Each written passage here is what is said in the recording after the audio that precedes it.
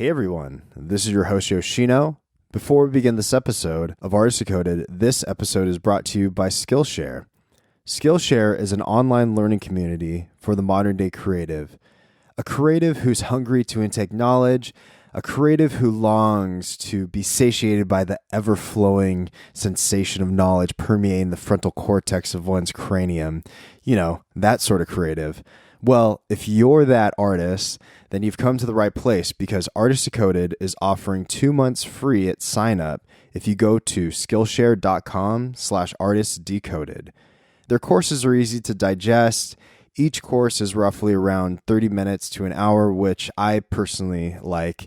And they have classes on a plethora of subjects, including illustration, photography, creative writing, animation, fine art, film, and many more. I'm definitely looking forward to taking a cinematography course taught by Zach Mulligan. He shot a film that was directed by Jeremiah Zagar called We the Animals. This film premiered at Sundance in 2018, and it was masterfully shot on Super 16, so you should definitely check it out. And I think this course is really great for the beginning cinematographer and someone who is interested in film in general. But they do have many other courses, so you should definitely check them out. I think you would highly enjoy taking courses on Skillshare. So for 2 months free of unlimited access to their online classes, make sure to go to skillshare.com/artistdecoded to sign up. Now onto the episode.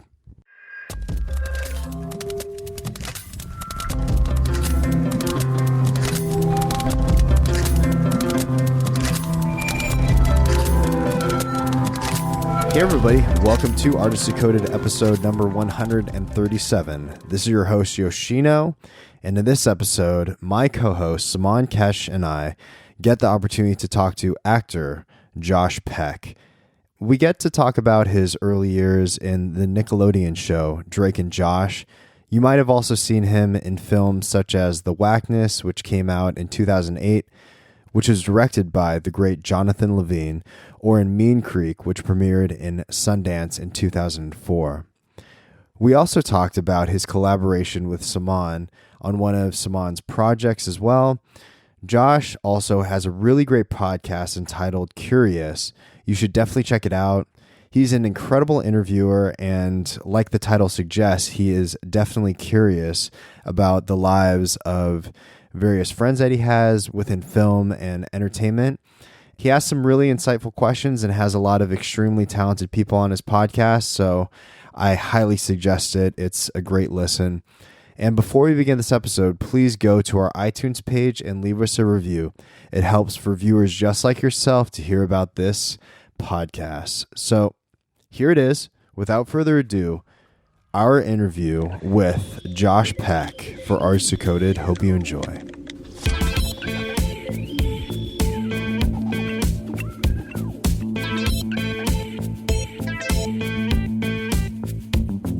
Most of your life you've been acting. Do you feel like very early that impression was like instilled upon you, like very early on, like, hey, somebody that has these like genetic perfection, like how did that affect you? Like when you started? I mean, I was fat. So it was just like a different thing. I always felt, me acting was born out of the fact that I developed a sense of humor and was entertaining to a certain effect because I was trying to make my way through the world. It was like a defense mechanism. And then it just so turned out that it served me in a way where I was like, oh, this gives me equity. This became like a currency for me.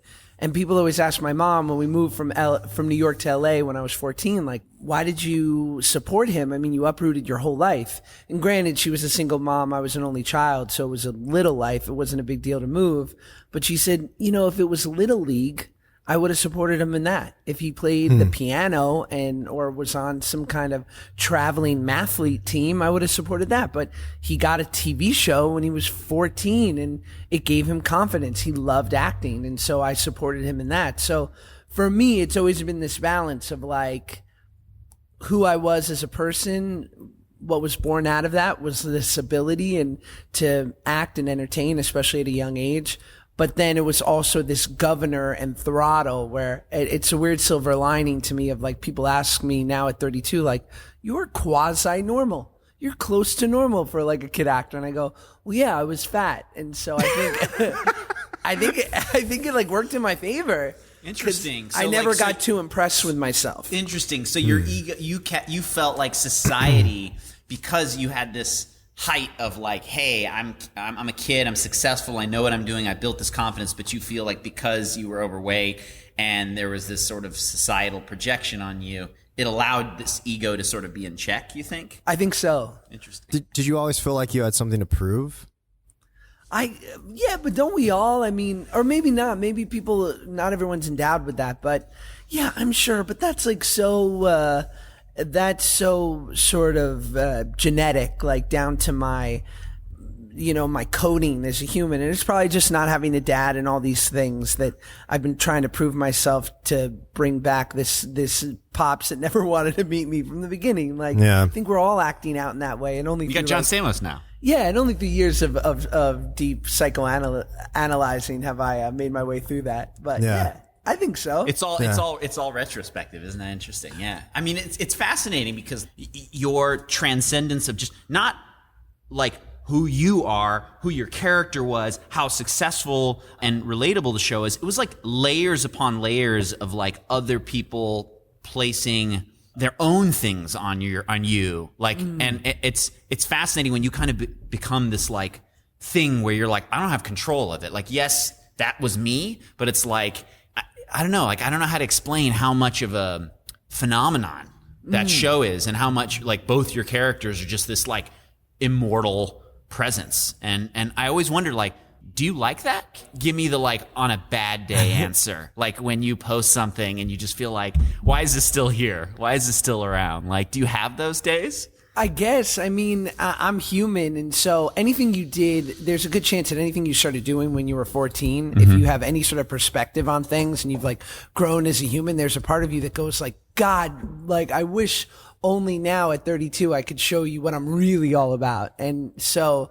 And I always make the joke of like, my awkward teenage years are in reruns and everyone else like just burns their yearbooks and swears their family to secrecy. But like mine are kind of always out there. And so yes, like the canned answer is that I'm incredibly grateful for it. And it's the truthful answer because I'm sure if you had asked me at 23 when I was trying to be young Chris Hemsworth, Red Dawn, yeah, I would have been like, no, I'm breaking free of those old ties. But now at 32, you have to remember that at that time, we were the last sort of version of that. And I think we're all kind of the that same. Nickelodeon generation. Yeah. You're an 86er too, right? I'm 86. Yeah, we're all 86ers. Like, if you think about Nickelodeon, like everything was Stranger Things at that time because there was only a set amount of shows, and especially on kids television, there was even a smaller pool to pull from. So you think about that show especially, and then you think of I've had time to think about it because obviously I work with Stamos and he's on, Drake and Josh 2.0 of the full house of it all.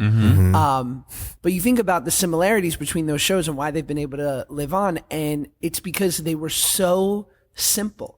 I mean, it's almost like the Norman Lear model. It was just about family. We weren't wizards. We weren't like kids with superpowers that might seem a little more inaccessible.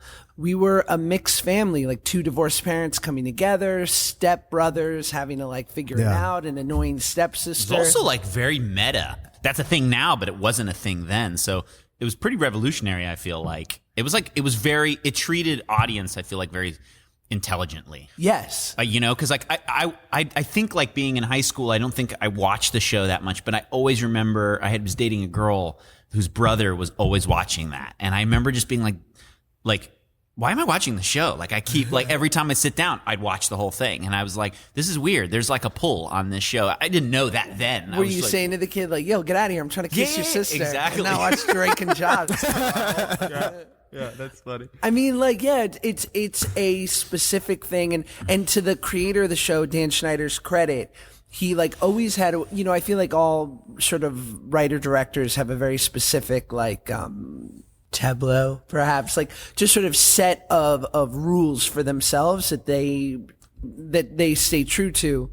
And Dan was very much of like no topical humor, like nothing that dates this. So we're not going to reference, I don't know what was killing it in 2004. Like we're not going to reference the Backstreet Boys or like nothing topical. 50 Cent. Or like 50, yeah, exactly. Like, and so in a weird way, especially because it's family, it stayed relevant. Like it doesn't, it ages well. And then also, yeah, we were constantly going for a joke that made us laugh. Drake and I were weird, we were kid actors, so we were like these weird old souls that were always going for something more mature. And the writers were like a bunch of 30-something men and women who were trying to make themselves laugh. So we never were pandering because we're like, oh, like 9-year-olds will think this is funny. Yeah, the show's incredibly smart. Adults wouldn't have patience to watch it, but like if adults watched it, it's like, oh, I understand every emotion in here. It doesn't feel like it's talking down to its viewers, and that's rare because I think Nickelodeon does have a tendency to sometimes be talking down to audience a little bit. I think kids shows in general, Disney, like all, but all those like Disney, Nickelodeon, like they're brilliant at the stuff that they put out. I mean, they're untouched as far as like their ability in which to entertain so many young people, and yet there's always going to be those couple things where you feel like, like. This was, you guys sat in a writer's room and didn't push, you guys sort of put a value more on going to lunch than saying like, is there any deeper we can go with this joke? But, inevitably, like, look, I see it with my kid who's only 4 months old. Like, it's probably not good, but whenever the TV's on in the house, he is glued. It could be anything. It could be Jeopardy or like Baby Mozart or whatever. And we try to keep him away from it. But I feel like as a kid, it's just that glowing box is going to grab your attention. But it's incumbent on the creator to say like, all right, so we're going to have a pretty dedicated audience, but can we push ourselves to sort of try to reinvent the medium? But I would pose this question to you guys. What do you think? Like, look, we as a society, we really like to say like, oh, you're Saman, you do this. Like, I saw your first movie. Like, I saw Doors. Like, I know what you do. Like, you do like the dope sci-fi thing. And you're like, actually, deep down in my heart, like, I'd love to do like a wild ass comedy. Whatever. Like, you don't do that. That's don't not do what we that. saw. And like, I wonder if Millie Bobby Brown in 10 years is going to be like, I'm not 11. Like, I'm not Stranger Things. Like, I'm everything I've done since then. And like, to us, you go like, nah, you're on like the dopest Netflix biggest show there is. Like, so I wondered like whether it's Drake and Josh, which is a little more like, cheesy in the best ways, or it's like the coolest project. No one wants to just be known for something they did when they were either a kid or the thing that kind of. Does that kind of bother you sometimes that you're associated with, I don't know, a past self about 15 to 20 years ago? I think the only thing that can be bothersome at times is that I feel like I've done some dope shit that I'm proud of since then. But it never quite became part of the lexicon the way Drake and Josh did. So I think the only thing that I at times sometimes will get bummed out is if people only know me for that. But in a way, I'm just like, okay, well, it drives me to say like, I've got to have my second act and work hard to do something that hopefully that's even cooler or as cool and relevant today on that scale, which is no easy thing. Yeah. Because you were solidifying yourself as like a serious actor even when you did Mean Creek, and that was at the same time as Drake and Josh, right? Yes. Yeah, I was 16. Yeah, and then that's definitely a more serious role. That's interesting because it's like I was in film school when I saw Wackness. I think it was it 2007 was when it actually like premiered, right, at Sundance, or was it 2008? 2008. That's a film where I feel like this is interesting. Like, it's almost like some of the emotions having, like, knowing you and watching that movie, it's like the, like, leftover kid actor emotions were somehow in there coming out, like you were like shedding it off, because it was like a whole transformation. You look completely different than what you looked like when you started the show. You were like, this is the beginning of rebirth, Josh. But there's just a way to do it. Like, I don't think we're disagreeing with each other. I think it's like, I can be the action star. I just need to like get out of breath when I'm running. Yeah.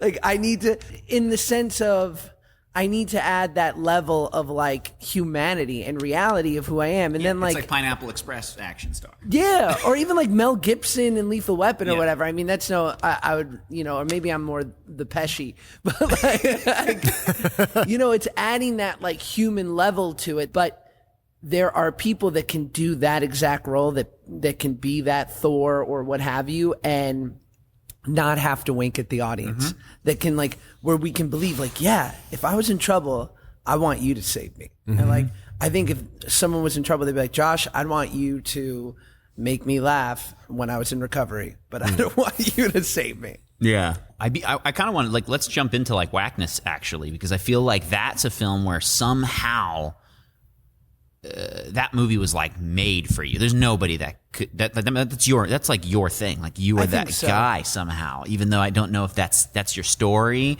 but it's like, I feel like creating a movie around you, or like a movie that just happens to be like, okay, I can do that. That's the main character I can do, because I feel like what's so good about you is you do you. I don't know. I've heard this. I believe this is true, that Jason Reitman, when he, and he directed Juno and so many brilliant movies, that whether you have 5 lines in his movie or you're the lead, that you get an email from him. I don't think I'm talking out of school, because I think that, this has been talked about publicly, probably on another podcast. That You've absorbed it somewhere, but you get an email from him the night before your first day of shooting saying something to the effect of like, I specifically cast you because you are this role. You are it.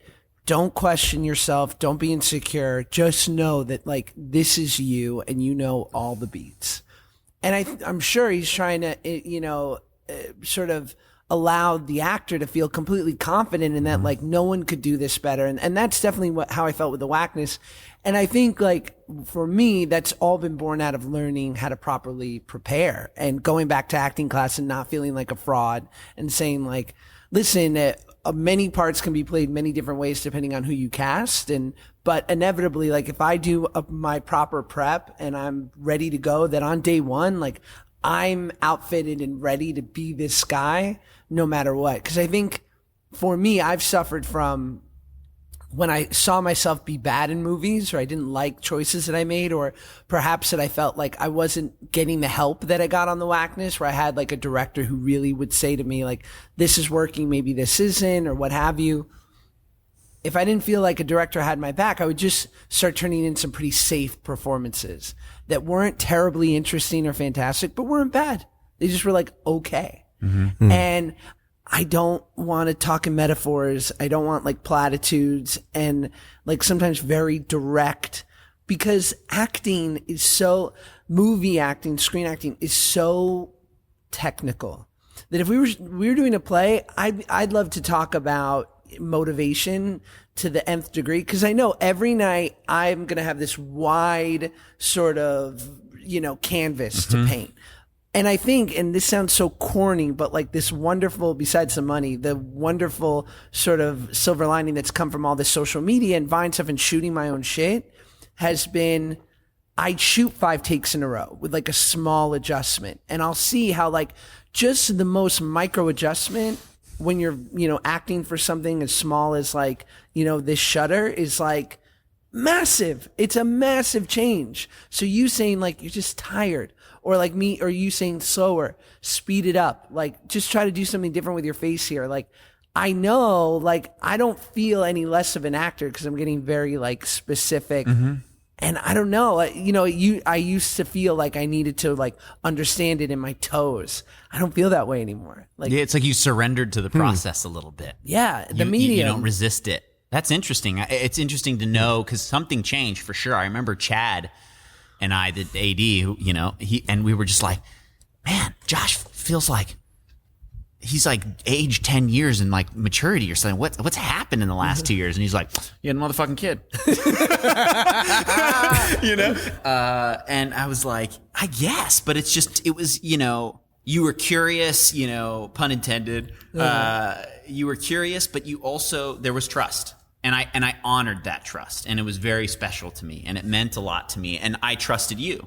And there were times where there'd be takes where I didn't have an answer, and I knew, and you and both of us knew something wasn't working, and it was like we would just try to problem solve, you know, and try things. But we always ended up figuring it out, and we never shot too many takes. Like, I don't ever think there was more than like, I think there was one time you kept wanting to go, like, which I think was like the ending scene where you were like, I need to cry, I knew you were trying to get something. You know, and I felt like we didn't need it, but I'm glad because that's the take we ended up using. Right. And I think you were like, I'm not getting emotional with this tired line, but you wanted the tired version to get emotional, and you finally went there.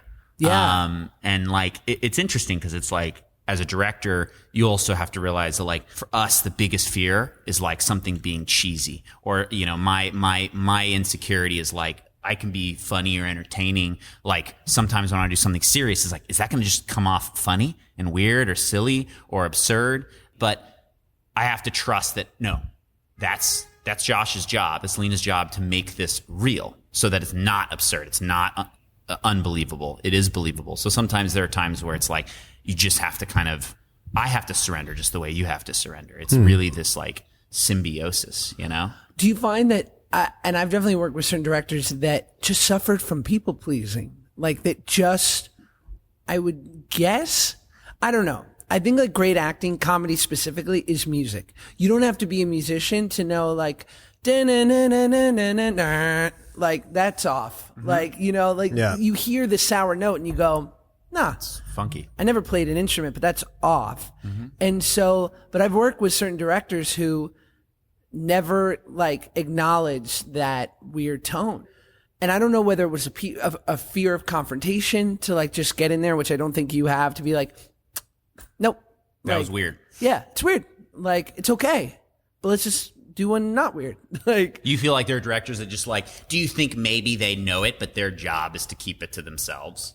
well, it's not their job, right? Like, Because sometimes it's like you don't want to project like that's something. It's like, if I let everyone know I'm stressed, that's the energy of your set. You know what I mean? but I don't think it's stress. I think, yeah, it's just I don't know. I just think when things are off, you don't want to get lost in like your own sort of tunnel vision of like, I imagined it this way in my head. It's got to be this way. Like, you should be open to the fact that like, wow, like this actor took it, completely reimagined. Oh, I see it. what you're saying. Like, that's cool, but sometimes shit is just not good. And I've worked with directors. Like, I remember I did this movie with this guy, really, really nice guy, good actors in the movie. I think I got a note once in like a month. And I knew I wasn't killing it. I mean, I knew I was doing a serviceable job, but I wanted to be like, what's up, baby? Like, let's talk a little bit. And you hear that a lot with like great, you know, a lot of the great directors. Like Robin Williams has that great joke when he accepted the Academy Award for Good Will Hunting, and he says, Gus Van Sant, I want to thank you so much. You're so subtle, you're almost subliminal.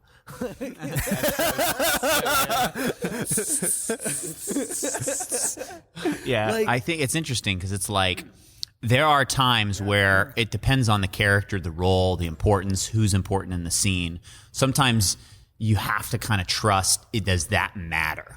You know? And I think it seems to me like you like being in the know. And so sometimes I think a director knows what you think is important might not read. But you're saying that sometimes when you watch the final product, you go, no, that clearly was what I was thinking totally on set and it wasn't addressed. Or like, see, like if someone just told me, I would have did this or did that. So I think it's like two. It's just like sometimes it's a director that, unless, you know, one, the worst case is they don't care, or two, they don't recognize, or they don't notice. Right. Just because my job is to service the actor, but it's very different than you. You're like, where do I stand? Right here? Is this right? Is my line right? You know, you like order. So like you want boom, boom, boom, boom, boom. And that's the logic you want. And then the rest is, that's your sandbox. And you're like, cool. And you to know? your point, like, and I think that's why I've started looking at stuff, is because, look, my buddy Paul has this funny line of like, man, God's the only one who draws straight with crooked lines. And I find that to be true, right? Because of course at 23,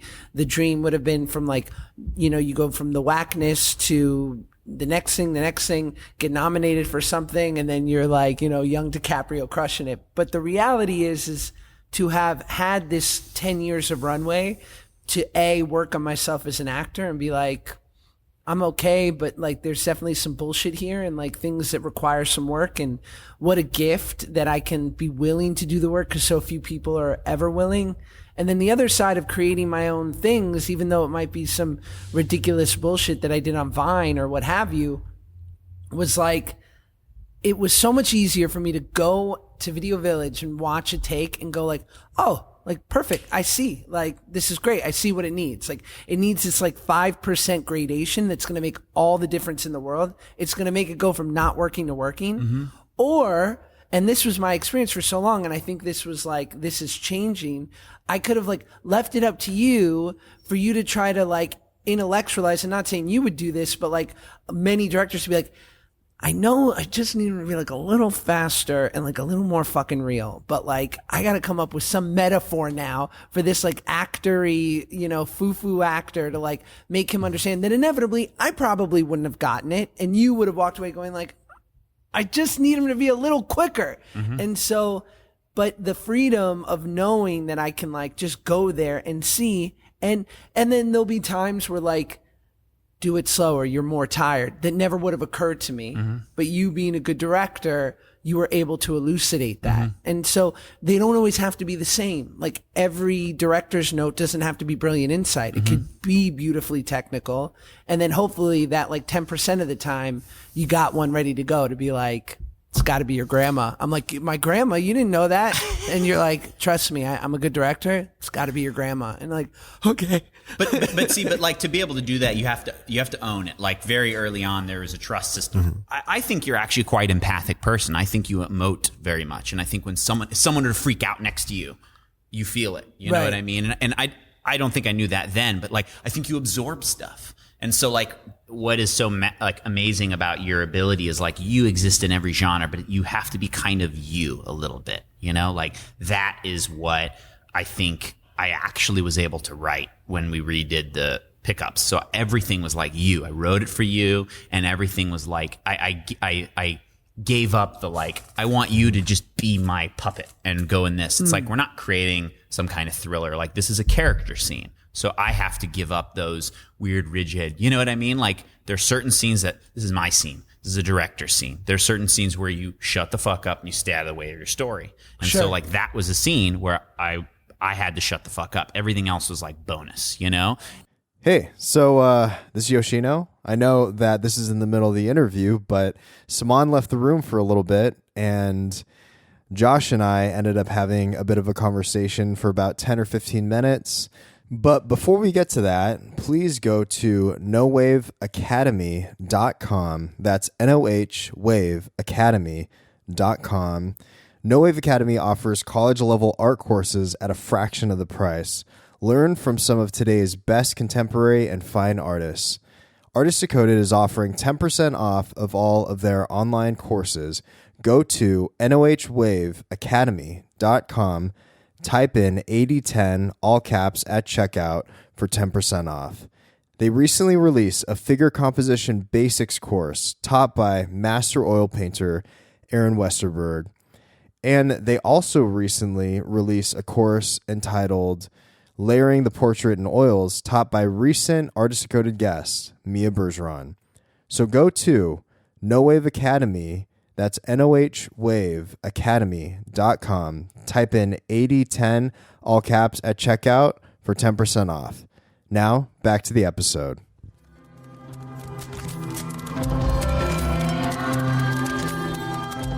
You know, I mean, a majority of of your life you've been acting. You know, so I guess how does that frame your reality?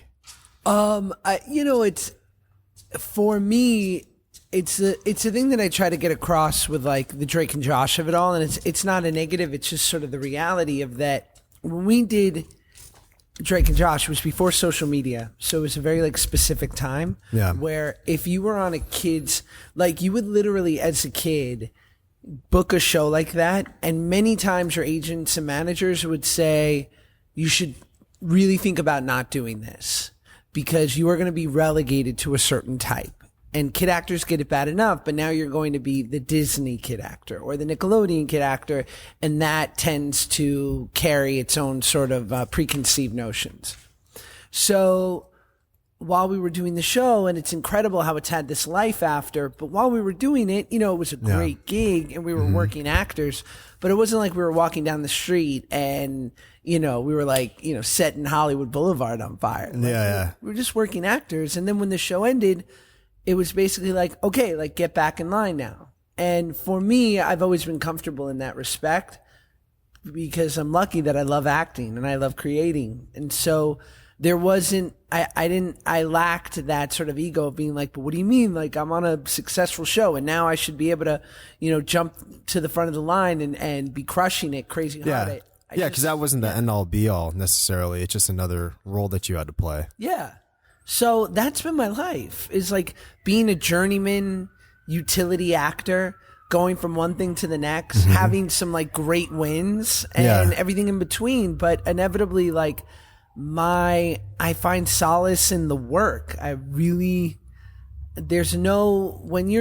It's transcendent when you're doing a great scene with a great actor and you kind of get that wonderful blackout flow state. And it's rare, but I also, I gotta be honest, over the last couple of years with the social stuff and my podcast and what have you, and having some like disheartening moments because, you know, it's inevitable for actors. There have been moments where I've said, I'm making a living not acting. Like, maybe I don't need to do this. Like, maybe I don't need to be like one of... Like, you feel like you're in a state of transformation right now. Yeah, like, and after doing it for 20 years, there have been low moments, which I think we all face, feeling like maybe I don't need to be like one of 50, you know, guys singing for my soup for this pilot that I don't even think is good, but I would love to tell people I'm on a pilot. And there have been moments where I've even said, like, I'm going to take a break for a minute and maybe not feel bad that I'm not the right guy time and time again, because that, for the majority of actors, that's what you face. It's 95% of the job.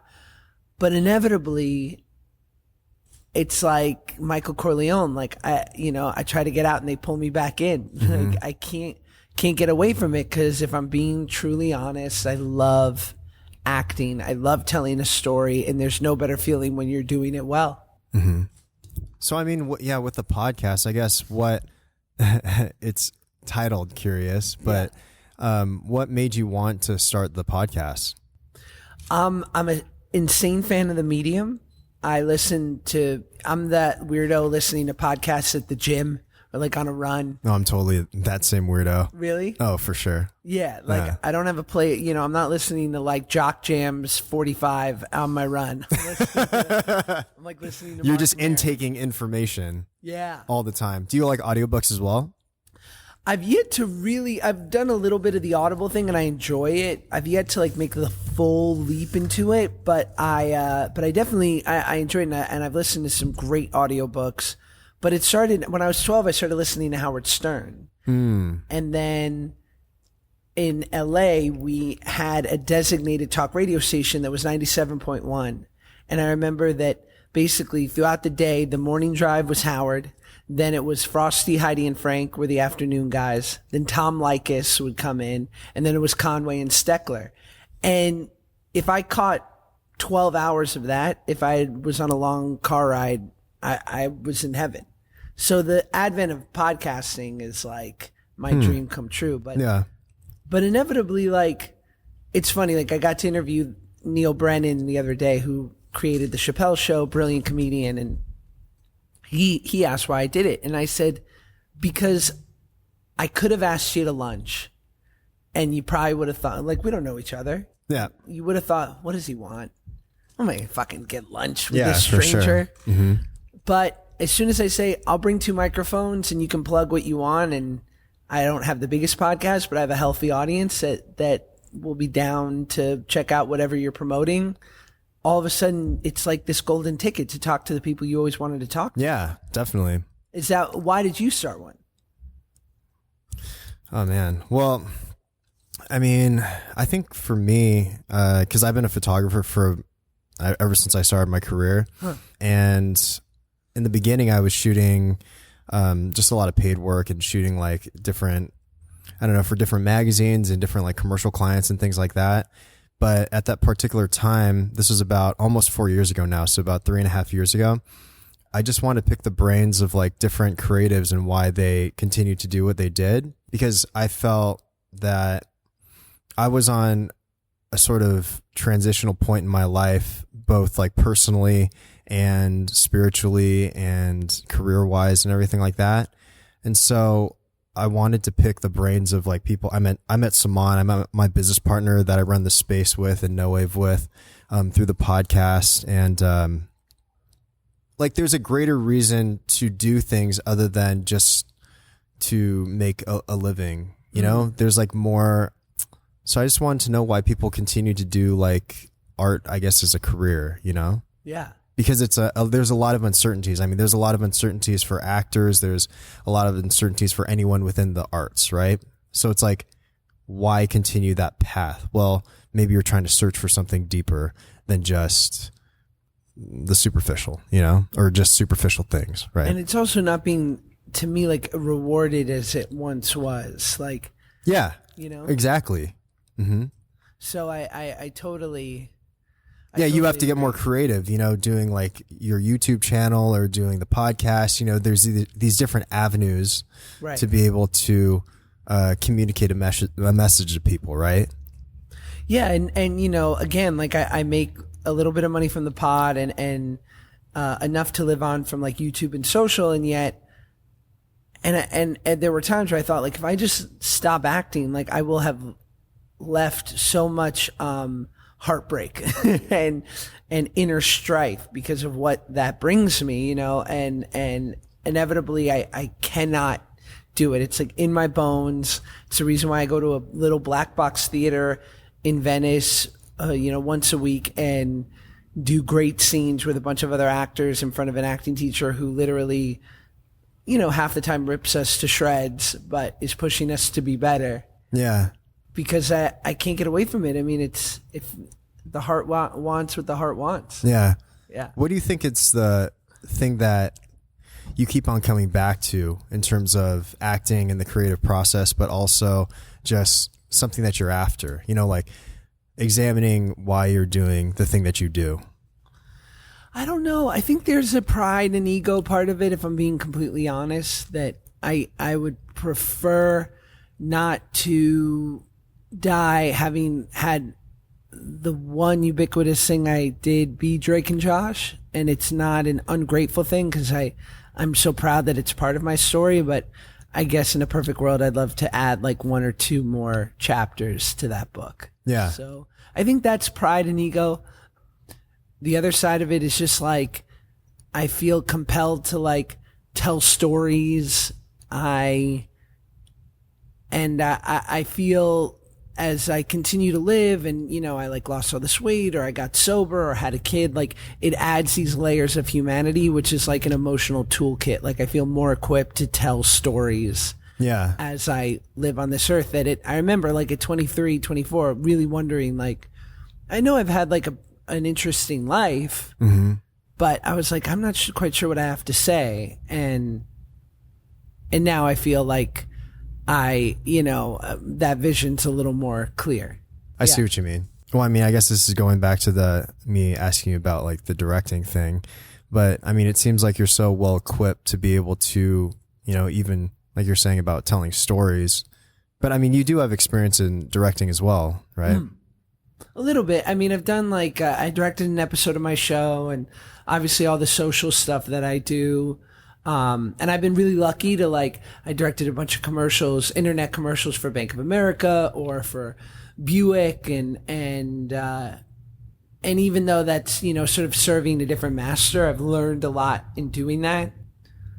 But yeah, man, I again, I don't know if it's pride or ego, but like I want to have that movie that I like write and direct and premieres at Sundance. Like, yeah, it's a fun goal. Yeah. I think we can all sort of identify with that. It's interesting to think and examine, you know, the pride and ego and then trying to understand, oh, is this actually something that I would do naturally? Or is it because I have this certain drive because of my pride or because of my ego?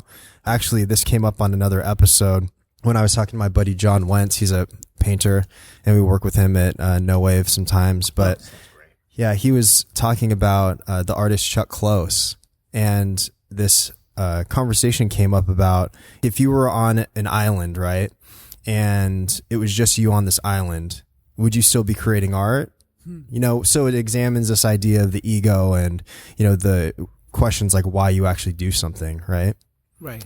Or if there was no one else on the island, are you creating it for yourself, or is it a compulsion, or what is it, you know? So I try to, I mean, when I first heard that question, it kind of like blew my mind, because I'm thinking like, well, I think my first answer was I certainly wouldn't do a podcast. I think for me, it's like I try to have these mental checks on like why to do certain things, you know, and just making sure that it's like authentic. And my buddy sort of distilled it down to this great saying of like, do it for the money or do it for the love.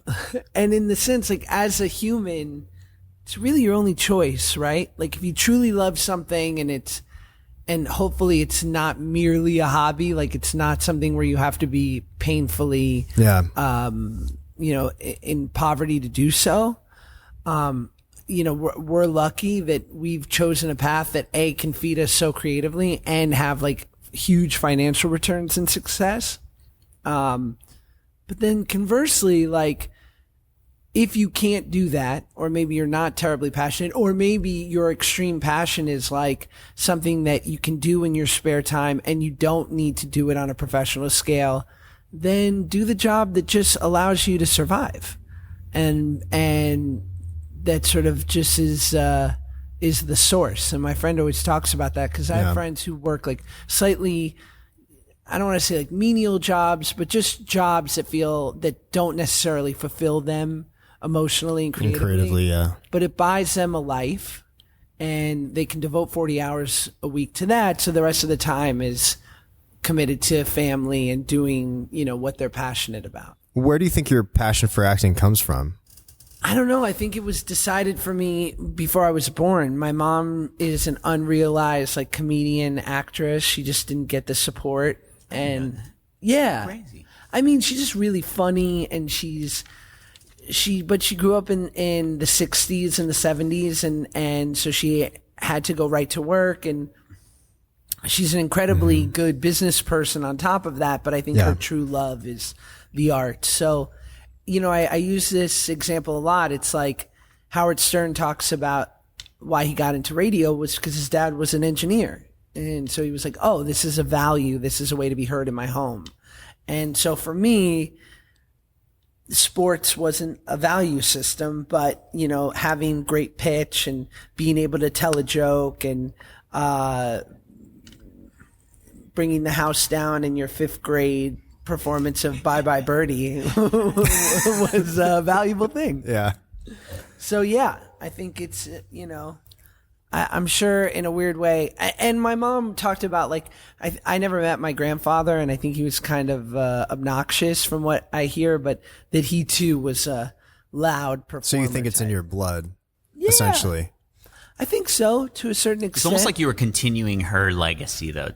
Like, you know, you were saying that I might, it's in my DNA, maybe having something to prove, you know, and you were saying that, like, everybody has it, but, like, I don't know. I know you now. I don't know Josh then, but I imagine some of that same proving to yourself and to your also, like, your mom putting so much love and faith in you. It's like I want to make it pay off. And you know, you've done it times 50 now, but it's like there's something, you know, like there is some proving, I feel like, in your DNA that drives you, you know, to continue and grow. And it's interesting because it's like, I don't know, like, I don't know how much you know or care to know. Like, do you explore those? You seem like somebody who doesn't like to really explore those things. If you feel like somebody who just exists in the now, you do the next thing, you know? Because like I hear you on the podcast and it's like a whole different side. I feel like I learned you more, like that first episode with John when you did. Like,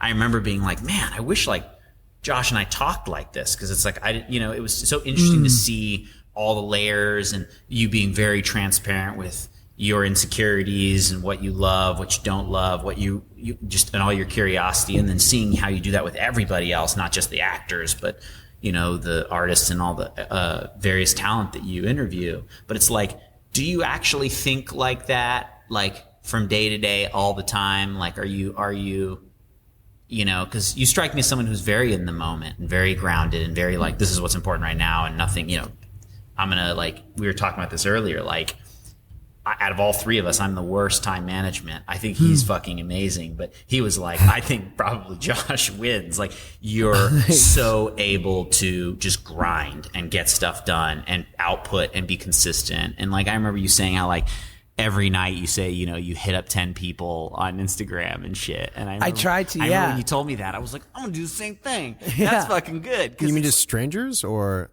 Usually it's anyone who I want to talk to on the pod, and Instagram. It's kind of like what you did, you know, with your podcast. You just hit up people. Yeah. You know? And I'm lucky. It's a great, it helps with the barrier of entry because I have a following. So at least they know I'm not a complete psycho. So, you know, like they're like, oh, he's verified. So like, he probably won't kill me if I come to his house or he comes to mine. But yeah, I mean, thanks. I think I don't know, like to your point about my mom, and she was so supportive and in helping me do this thing, which I think is exactly what I was supposed to do. But inevitably, like I also don't favor anything that much in the respect of like, had she said at 13, like, it's cute that you do this acting, go to performing arts high school, which I was going to in New York, and then go to Juilliard. And when you're done with that, you can act. But like right now we're going to say New York and you're just going to go to high school. Like I know and I don't mean to demean like what I've been lucky enough to do. And I know people would be like, wait, you would just give up, you know, being on a show that meant something to a lot of people and to have gone to like high school in New York. Like, yeah, like I don't think one is better. I just think it was my path, and it's easy to sort of, I think it's all born out of nature and your rearing. So like, to your point, like I'm very calculated, but the poison is in the dose, and sometimes it's a negative. My mom called me like, what do they call me? It's very perfect. I'm a slow moving ship. I'm like super, and I really subscribe to that idea of like, if you have a ship that's going across the ocean and you change the latitude like 2 degrees, like it seems in the moment like such a small adjustment, and yet if you look at it over time, like it's literally in a completely different place. That's your metaphor. That's your metaphor in acting, though. Remember you said that earlier. You said this like small. You use the word shutter, like the small adjustment on like social media when you do 5 takes, and like one little change is like, whoa, the whole thing is different. You know what I mean? I think that's a very good lesson too. Just being aware of those subtle decisions that you make, even if they're made for you, you know, when you're a kid. Technically, I mean, yes, you had a decision, you know, when you were 13 or, you know, or young, but even if those decisions are like, it's interesting how small decisions can just change the complete course of your life, I guess is what I'm trying to get at. I think so too. And it just becomes what you favor. So my mom and I had the least sort of traditional experience growing up, like, single mom, no dad. I'm like this musical theater fat kid. And so like my life has always been I've been chasing normality. And so I don't. Who's got their phone on? God damn it. So you've been chasing normality. Is that weird? No, I love it. Yeah, we're just gonna loop that like 20 times. Well, it's yeah, that's interesting. I feel. I guess. Sorry, you guys. No, I mean even I was just saying like I chase normality and security, and so like for instance, my last like couple years doing social and all this stuff. Is there a part of me that sometimes thinks like, wow, if I hadn't taken such a hard turn into the social media of it all, would I have maybe had more experiences as an actor or more opportunity because I wouldn't have been busy working for brands and what have you? Maybe not. I don't know. But in 2014, when I made my first check from making a Vine for a brand, and I wasn't beholden to an executive producer, a casting director, and a studio approving me. And all of a sudden I was like, wow, I've created income for myself that's separated from the business. And then, and I was with my wife at the time, but I know, and I've told this to her, like, if I never started social media and was able to make like a healthy income that gave me the security to be like, I'm going to buy an engagement ring, like, cause I can take care of my wife. Like, we're going to get married, because whether this pilot season goes well or not, I can do that. We can have a kid because I can support that kid. So for me, that security was really important. But to a certain extent, I'm sure at times it inhibits me from maybe taking a big swing or moving outside my comfort zone, or being, not being as quick on my feet as could be beneficial, because I need a moment to like really analyze and plot and plan. So it's all, but that's born out of where I came from, and that I had no security as a kid. It's interesting because it's almost like, I wanted to talk about this, like you are kind of, there's a lot of really, like, there's a lot of celebrities that I think, like, immediately because of their celebrityness can just, make the switch, not make the switch, but simultaneously kind of have the social media presence, and now everyone's getting more and savvy with it. But you're like, you're one of the early sort of like actor to social media, but it wasn't just because you were Josh Peck. You kind of knew what to do with it very early on, Sure. And like I know before you and I even met, I remember like even post like, I would say like I remember I watched the Wackness, then I watched it again like in 2000, somewhere 11 or 12. I remember seeing very early, like you knew what you were doing with it. And it was almost like you were using it in a way where I felt like it was like your own personal usage. Like it was more experimental, but somehow it was like working for people, and it was working for you. And I guess maybe you could get like interesting practice out of it. You can fuck with things, try things, even just going through your stories. I just see so much stuff. And, sometimes it was like for a cause, or you're, like work, there's another sort of, personality that you're tagged with, and there was some kind of arrangement there or whatever. But there are definitely times where it's like, you're just fucking around in a grocery store. You're fucking around with, like, there's this awesome homeless dude on a bike that's like singing a song. And it's like, you just directed a little mini short with this guy, with like 3 little snippets of your story. Like, so you're able to use it in a way where it's almost like I think you're able to practice, maybe even get little itches or things out of your system, at least that's how I feel when I do it. It's like weird things that I like doing that like isn't really part of my bigger thing. But I also feel like I think it has kept you afloat on an existence level, like on like relevancy. Being able relevancy, but also I think like feeding my family, being able to take the next step into adulthood, not being stuck in transition, like I feel like you knowing what social media was early has allowed you, I think, this grace period of exploration, where I think a lot of people actually, to be frank, I think a lot of people just sort of wither away.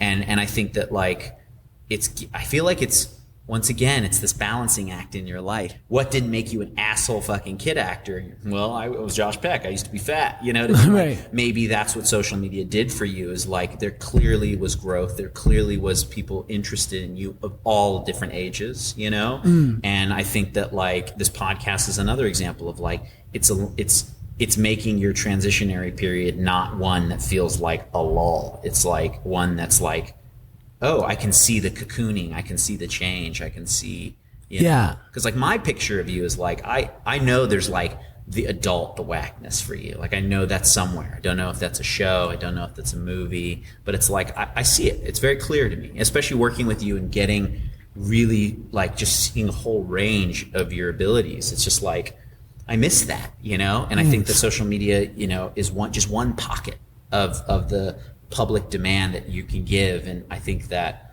I don't know, definitely it's funny you use the word relevance. It's almost more just like also like the keeping the accelerator going, because I feel like you need that as a person. You seem like I have to have that. That's my purpose, is to give this my kid, my wife, my mom, family, whatever. But then it's like the rest of my audience, Right. my entertainment, whatever that reasoning is. I think that's kept you like emotionally alive probably as well too, you know? Yeah. And I'm very curious, like, how was that transition? When did you know I'm going to try social media?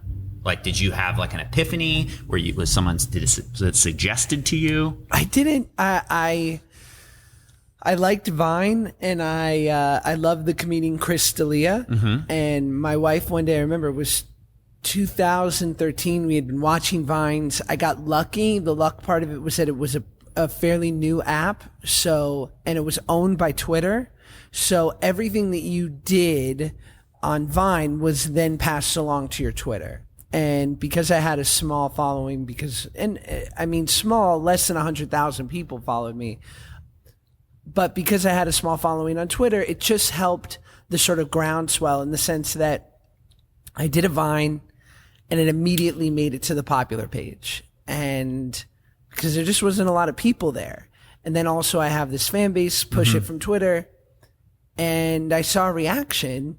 So I did it a little bit more over that month. And every time it would be on this popular page and my following would shoot up. And then all of a sudden people started taking notice of it. And I was lucky that I had a friend who worked for this social media company called The Audience, my buddy Rami. And he said, "What are you doing with this?" And I was like, "I don't know. What am I doing with this?" And he's like, "I don't know what it is. And anyone that tells you that they know what this is, they're wrong because it's too new.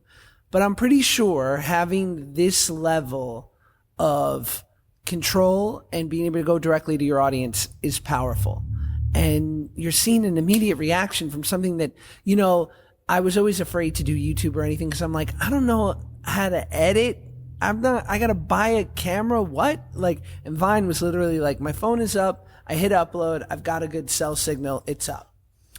And all of a sudden, you know, over those months, I grew to be the number one person on that app. And then I became part of this group of people that were doing it, started funneling all my other socials.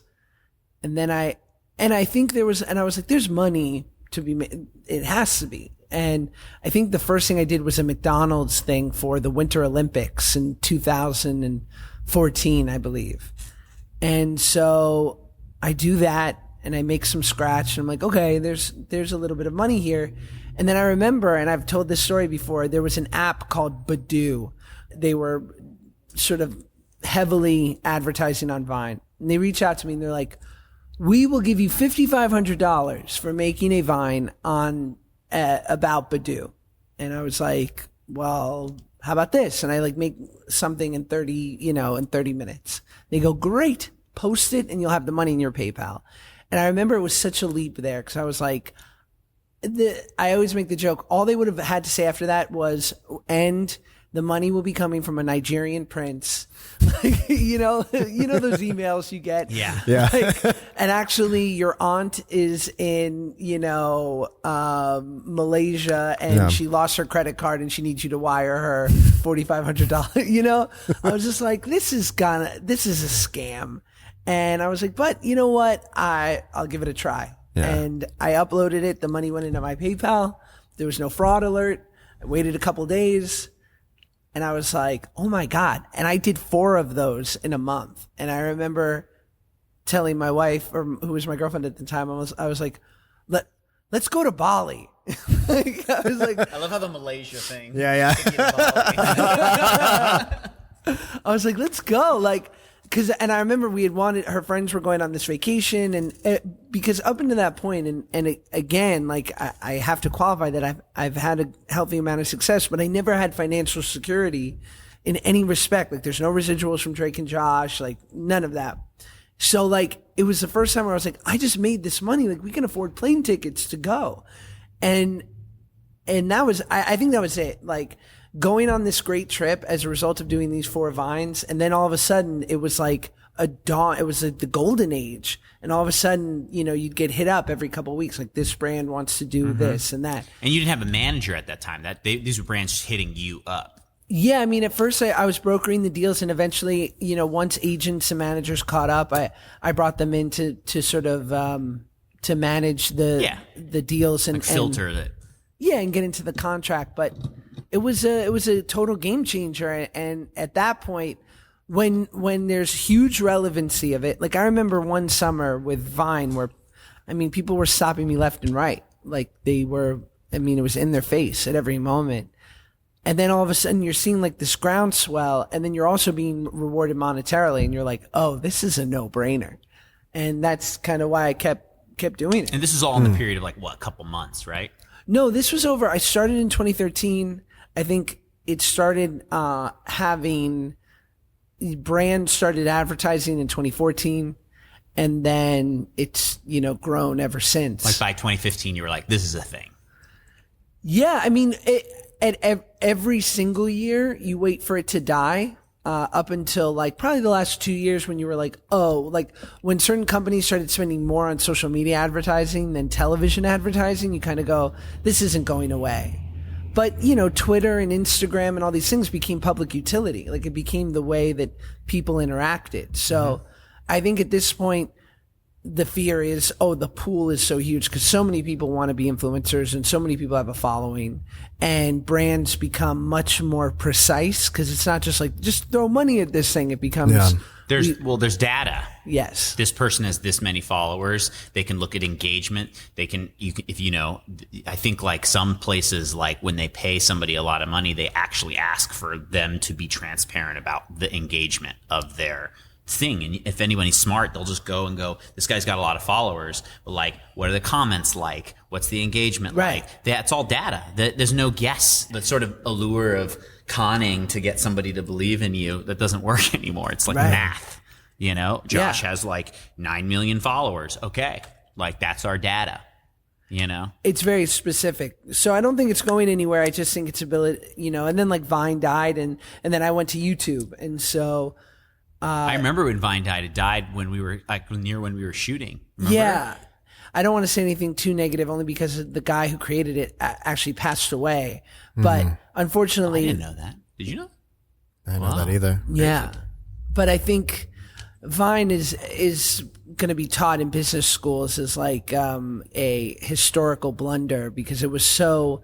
I mean, there were so many users. It was crushing it so hard. I also love this very specific runtime count. It was so economy. What was it, like 6 seconds or something? Yeah. It's interesting because and loops. Here's what's really fascinating is that like commercial, when I get a commercial in, they call them 6 second socials. And it's funny because there's no such thing as 6 seconds. There's nothing that's 6 seconds really.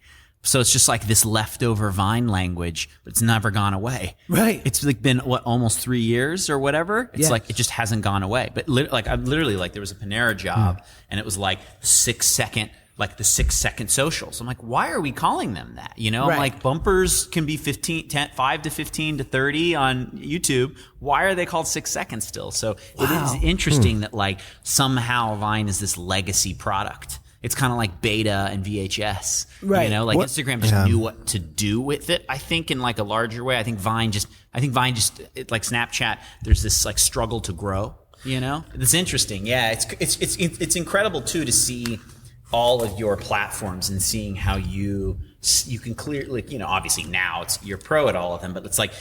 You seem very, something also you're very good at is like this sort of adaptability, not getting stuck and being like, oh, Vine is, because there are some Vine stars that just sort of kind of never were able to transition. Like they're fine, but they sort of just they didn't blow up. They didn't you continued to grow. You just moved on and you continued to grow and find a new way to communicate using this new platform. Sure. And I guess how do you stay, do you get stuck ever? Do you feel cause you always seem adaptable.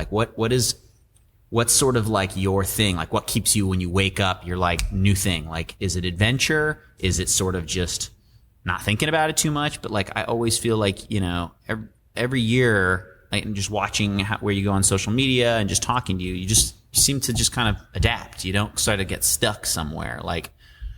Yeah, I try not to. And I also, everything, there's that great quote, which I'm not going to say it the correctly. Quote you don't know. No. And it's the medium is it's not the medium is the master but it's basically to the effect of the medium rules all. So you have to. And you see that a lot, and people be like, but I'm awesome over here. It's doesn't matter. Yeah. I actually have a theory on that, that because I teach. Well, I've been doing Brazilian Jiu-Jitsu for 11 years. Really? Are you a black belt? No. Yeah. But I've been. I shift through different martial arts. I was going to ask you. Yeah. If you do The medium is the message. MMA. The medium is the message. Yeah. Thank you. Yeah. Martial I mean, I have a little fluent. bit of cauliflower ear, fluent. but What? I said I have a little bit of cauliflower ear. You know, I did notice that. Yeah. And that's what I was going to ask you. But do you rock those proudly? I mean, You're it not just to be fucked with, bro. That is the number one thing I look at if I'm going to get in a fight with someone. what, their ears? Fuck yeah. You are a bad man. That means you are getting smashed into the mat, right? Well, it's also kind of like an ignorance thing because, like, when I first started jiu-jitsu, when I was 20. Oh no, actually, wait, no, I think I was 21. But anyways, I just didn't realize that that my ears were hurting, that was actually a bad sign that there's fluid building up in my ears. So you actually have to get that properly drained so it doesn't like harden. So I was just it was kind of like me being young and ignorant of, and being also just, I guess, ego too. It's like, oh, I can take, this punishment or whatever. Your 20s is all about like taking it, and your 30s is all about like, oh shit, dealing with it. Yeah. Right. Yeah. No, but I guess where I was trying to go with that is this idea of connective tissue. And I teach this to the people that I teach Brazilian Jiu-Jitsu, is the idea that you have to find, it's not about techniques. It's about being able to connect the next movement with the next and then setting up different things. So it's like, even with the social media thing that you're talking about, it's surveying the landscape and understanding the technology, but then being able to connect, like, like you said, it's like, it's the master, not the medium. It's understanding how to utilize these tools to your greatest advantage, right? That's why I like to think of like martial arts and everything. It's like pool, lining up either balls one at a time, or you can line up balls. Like, what do you feel like? How do you line up your steps? Like, what are you kind of lining up? I noticed you got your podcast. What is that servicing? Like, what angle is that? And obviously, you love podcasts. You wanted to do it, but like, what made you decide when you decided to do it? I have to study it for a really long time to feel comfortable. I can't dive in. I was lucky enough to get brought in with a bunch of YouTubers, one of whom happens to be one of the biggest YouTubers right now, David Dobrik. And it just so happened that we had a mutual friend, and he was like, I'm a huge fan of Drake and Josh. Can you get Josh to come be in one of my videos? I did it. I immediately responded to the way they were doing it, because it was a very like stripped down version of improv and creating. I also saw how easy it was for him to create these YouTube videos, which seemed intimidating at first. And I started working with him every other day. We were shooting together. And the attractive part of YouTube was the relevancy part. And I knew that also Google cut people in on a 50-50 ad share split the moment you got a certain amount of followers. So I was like, oh, like, so again, like in a weird way of me, like, following the money over my career, it's been also, the phrase isn't money is the mother of invention, but it's also forced me to say, like, because I'm constantly looking for ways in which to be completely self-reliant. So YouTube was that thing, because then now I've been relying on brands through Vine and Instagram to want to work with me, which is great, but dating apps don't always want to PayPal you. Yeah. But like now, all of a sudden, as long as I have the work ethic and I post something on YouTube, maybe it'll be great, maybe it won't, but it'll make like a little bit of dough. And like, as we've talked about on this pod, like that's all just born out of me constantly seeking security. So anyway, I'm working with this kid. I have this first foray into YouTube. I've wanted to do it.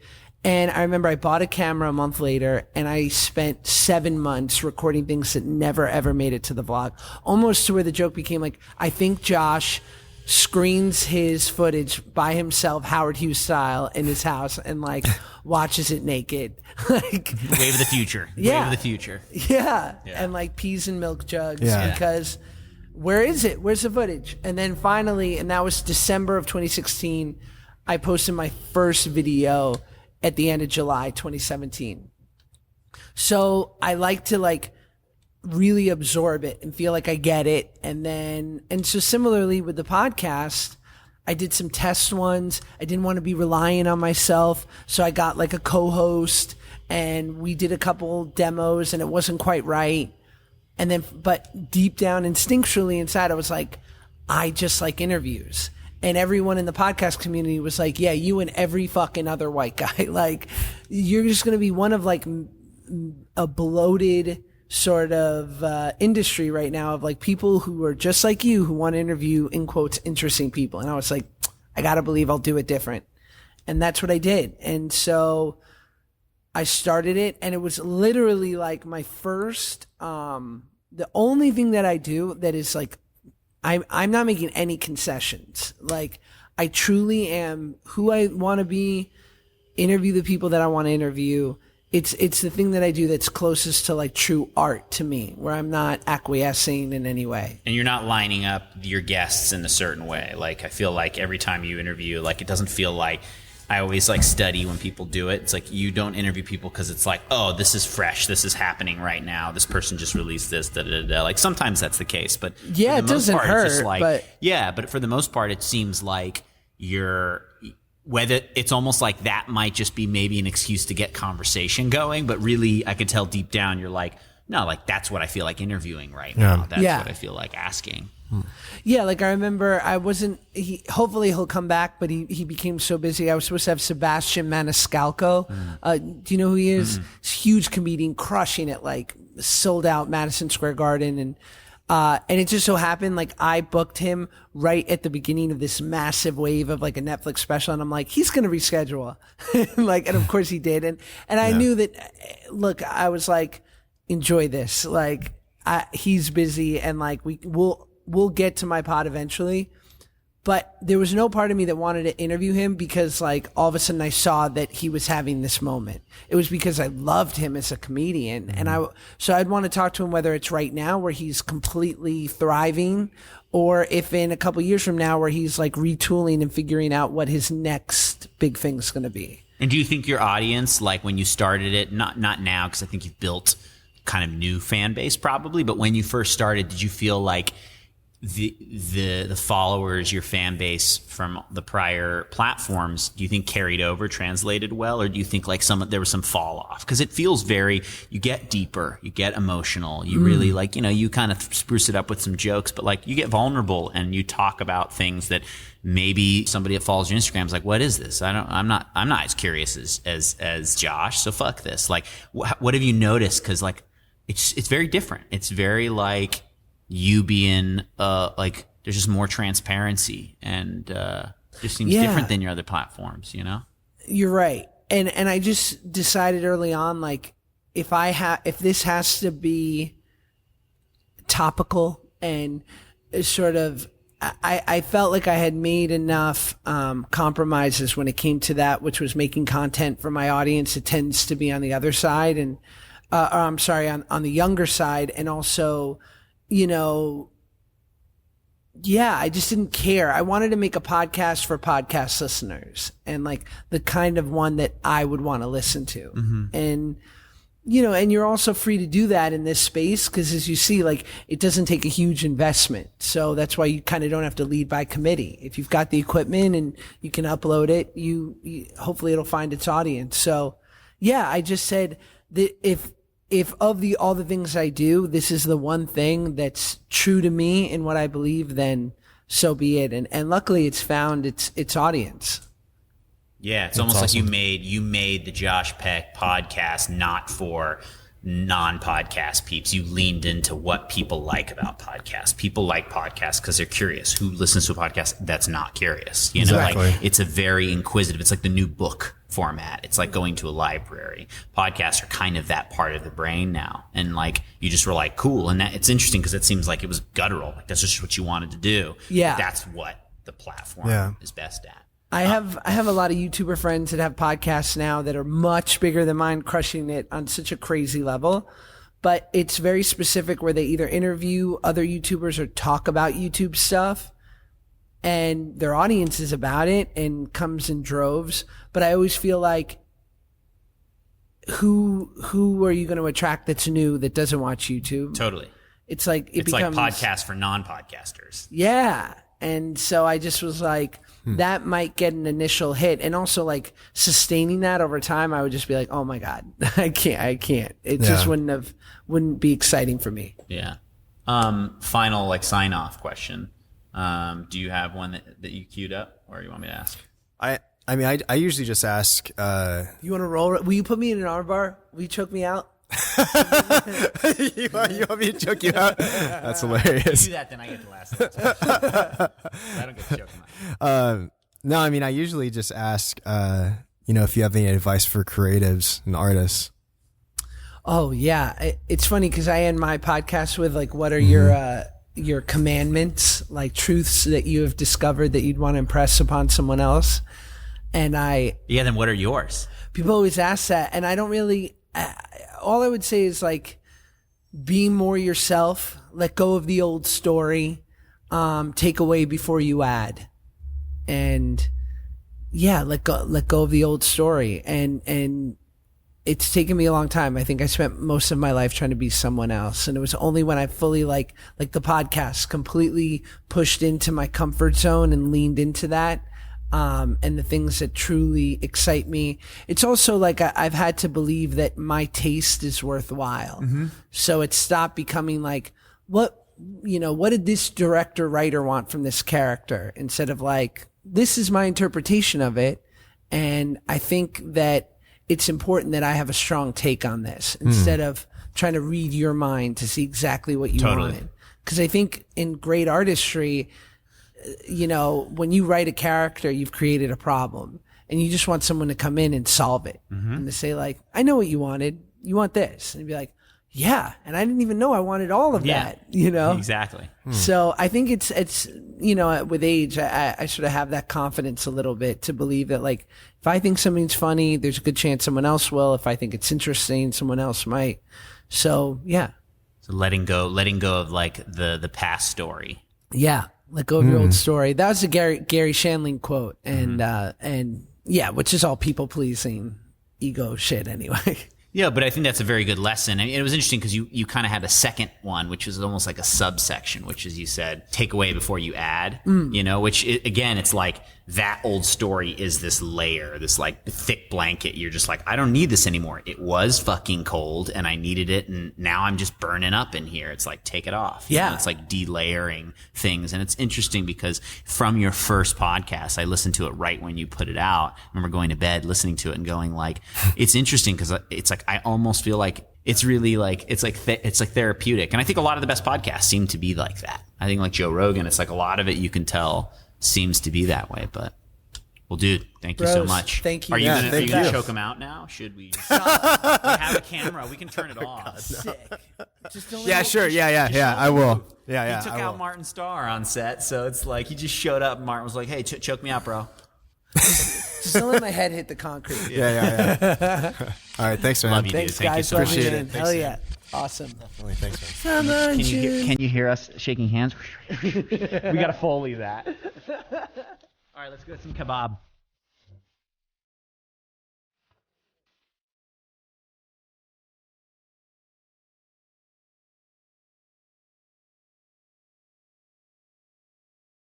Music for the podcast is by Drillbit, aka Justin Dosher Hopkins.